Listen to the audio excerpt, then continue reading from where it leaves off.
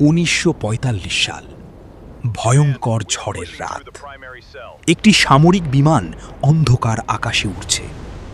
বিমানের ভিতরে বসে আছেন সুভাষচন্দ্র বোস, তার হাতে একটি গোপন ব্রিফকেস। হঠাৎ বিমানের আলো বারবার জ্বলতে নিভতে শুরু করল। পাইলট আতঙ্কিত কণ্ঠে বলল, ইঞ্জিন ফেলিয়ার। বিমান কাঁপতে লাগল, চারদিকে চিৎকার। এক সৈনিক নেতাজিকে বলল, স্যার, আমরা বাঁচব না। কিন্তু নেতাজির চোখে অদ্ভুত শান্তি। তিনি ধীরে বললেন, আমার মৃত্যু হলেও ভারতের স্বপ্ন বেঁচে থাকবে। হঠাৎ এক বিকট বিস্ফোরণ, বিমান আগুনে জ্বলে উঠল, সবকিছু ধোঁয়ায় ঢেকে গেল। তারপর নিস্তব্ধতা।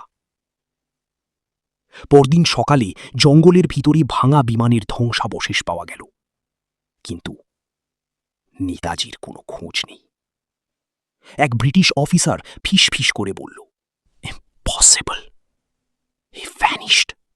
ঠিক তখন দূরের অন্ধকারে কালো কোট পরা এক মানুষকে হাঁটতে দেখা গেল। লোকটি থামল, ধীরে মুখ ঘুরালো, কিন্তু তার মুখ দেখা যাওয়ার আগেই স্ক্রিন কালো হয়ে গেল।